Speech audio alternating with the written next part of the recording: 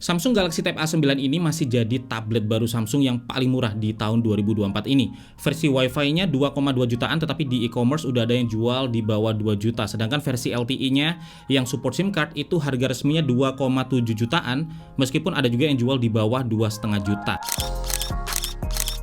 Nah, ini Samsung Galaxy Tab A9 yang versi LTE, boxnya kecil karena ini tablet kecil dengan ukuran layar 8,7 inch. Variannya juga cuma satu teman-teman, dengan 4 GB RAM dan 64 GB storage. Untuk warna ini juga cuma satu, yaitu warna grafit ini. Dan Samsung juga merilis aksesoris yang cukup menarik ya untuk tablet ini, yaitu Galaxy Tab A9 book cover. Ini case cover yang terlihat colorful ya, karena warnanya dibuat beda antara case dan juga covernya. Jadi bagian belakangnya ini plastik keras, samping-sampingnya dia pakai rubber kaku, dan material cover luarnya ini yang cukup lembut. Nanti kita bakal coba. Nah, ini kalau kita buka ya boxnya, kita langsung dapat tabletnya, terus dapat juga buku panduan singkat ya, sekaligus kartu garansinya. Terus ada kabel charger Type-C to Type-C dan ada SIM tray ejector. Nah, kepala charger nggak ada di dalam box, tetapi banyak yang jual tablet ini itu udah langsung dipaketin dengan kepala charger Samsung 25 watt. Nah, tabletnya seperti ini teman-teman, materialnya metal, build quality-nya juga solid ya, terlihat lebih mewah sebenarnya dari bandrol harganya ini. Dan untuk sebuah tablet, ukurannya terlihat kecil dan juga compact dengan tebal 8 mm. Frame-nya flat ya, yang ngasih kesan boxy. Dan di sini ada tombol power, ada tombol volume, dan ada lubang mic. Terus karena versi LTE, di sini juga ada SIM slotnya. Dan ini selain SIM card, kita juga bisa masukin micro SD untuk expand storage sampai maksimal 1 TB. Nah, untuk port di bawah ini ada lubang speaker, tetapi karena dia dirilis di akhir 2023 kemarin, kayaknya dia nggak ikutan tren yang baru ya. Jadi lubang speakernya tuh masih kayak ada lubang-lubang banyaknya gitu, nggak loss seperti di Samsung Galaxy A15 atau juga di Samsung Galaxy S24 series. Terus ada lubang mic lagi, ada port USB Type-C, dan masih ada audio jack 3,5 mm. Tapi kalau kita perhatikan, port Type-C-nya dan juga audio jack-nya ini posisinya rada nempel ke bawah teman-teman, jadi dia nggak bener-bener ada di tengah. Sedangkan di atas ini ada lubang speaker lagi ya, jadi udah stereo. Dan di belakang ada satu kamera 8 megapiksel yang bisa kita pakai buat foto dokumen atau foto catatan misalnya. Dan tablet ini dia udah terproteksi dengan Samsung Knox. Untuk bahasa defaultnya dia bahasa Indonesia, tapi kita bebas ya pilih bahasa apa aja. Ada setup mudahnya juga kalau pengen migrasi dari smartphone atau tablet lainnya ke tablet ini. Dan untuk Wi-Fi, dia udah support Wi-Fi 2,4 dan 5 GHz. Opsi login-nya cukup basic, cuman ada deteksi wajah, PIN, password atau pola ya, tanpa ada sensor biometrik. Dan inilah tampilan dari Samsung Galaxy Tab A9 setelah di setup. Tampilannya khas One UI banget.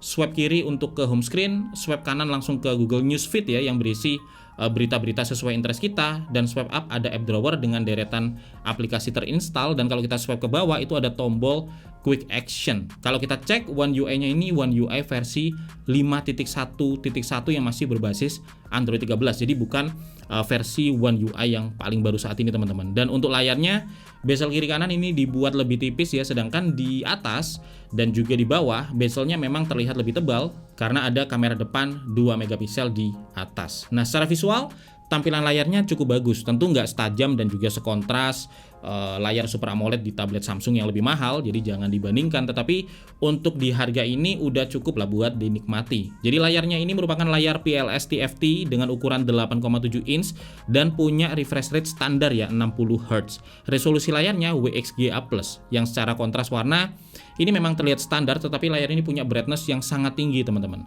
Nah, yang menarik dari tablet ini malah performanya. Jadi buat scroll di Google News Feed ya, yang kadang untuk device dengan spesifikasi mid-range ke bawah itu bakal muncul lag saat ada video autoplay yang tampil. Tetapi di Samsung Galaxy Tab A9 LTE ini malah scrollnya mulus-mulus aja teman-teman. Jadi buat pindah-pindah antar aplikasi terlihat lancar, browsing web juga lancar, buat baca ebook juga enak, begitu juga untuk aktivitas harian lainnya ya, termasuk buat multitasking dan multi window seperti ini. Padahal untuk spesifikasinya sebenarnya terbilang standar. Dia pakai chipset mid-range MediaTek Helio G99.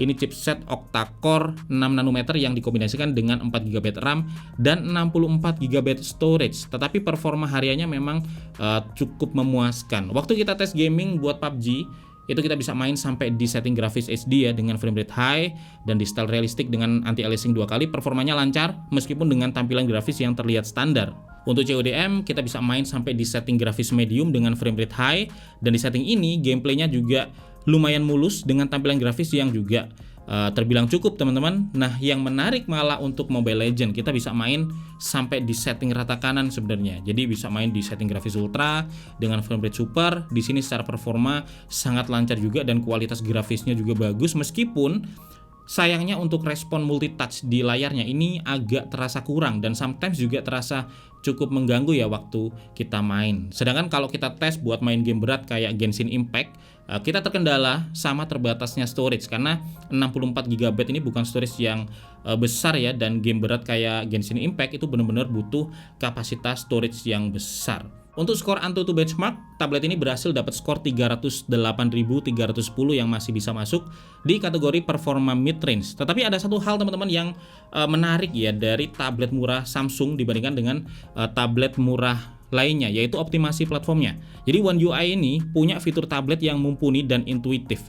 Kita bisa side by side window ya dengan mudah, terus bisa nambah floating window lagi dengan mudah. Manajemen windownya juga bagus ya untuk produktivitas. Gua ada beberapa tablet yang secara spek sebenarnya jauh di atas dari tablet-tablet murah Samsung ini, tetapi karena platformnya kurang optimal untuk sebuah tablet, jadinya kurang maksimal aja rasanya dipakai buat produktif. Tetapi kalau Galaxy Tab A9 ini atau Tab A9 ini, platformnya bagus sih memang untuk sebuah tablet. Kalau untuk sensor, tablet ini cukup minimalis, nggak ada fingerprint sensor, nggak ada NFC juga tentu aja, dan gyroscope juga masih absen di tablet ini. Tetapi untuk accelerometer, light sensor, proximity, magnetometer, dan kompas itu udah tersedia. Untuk audionya dia udah stereo teman-teman, dan suaranya enak. Jadi buat denger musik atau nonton YouTube misalnya itu cukup memuaskan ya. Dan teman-teman bisa denger sampel suaranya di sini.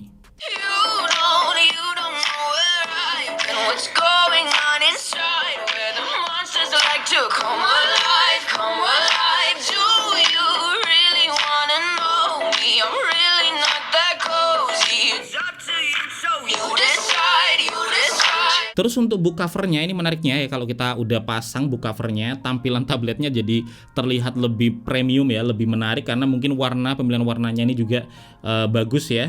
Jadi terlihat lebih keren aja setelah dipasang case-nya seperti ini, meskipun memang bakal jadi lebih tebal tentu aja. Dan book cover ini melindungi tablet ini dengan sangat baik ya, jadi semua sisinya tuh diproteksi oleh covernya. Begitu juga untuk layar ini diproteksi juga sama covernya ini. Cuman di tablet ini memang nggak ada sensornya ya untuk deteksi kalau layarnya ditutup cover, jadi dia nggak mati secara otomatis dan nggak ngebuka secara otomatis saat covernya ini dibuka tutup. Tetapi yang menarik dari sisi covernya ini teman-teman, itu standnya kita bisa pasang atau kita bisa lipat ya, dan kita pakai untuk stand dalam posisi portrait ataupun posisi landscape. Jadi bisa diberdiriin di meja ya, mau itu portrait atau landscape. Dan ini desain stand yang menurut gua cukup bagus dan juga efisien, karena dengan satu cover begini aja kita bisa dengan mudah ngeberdiriin tabletnya ini mau di posisi landscape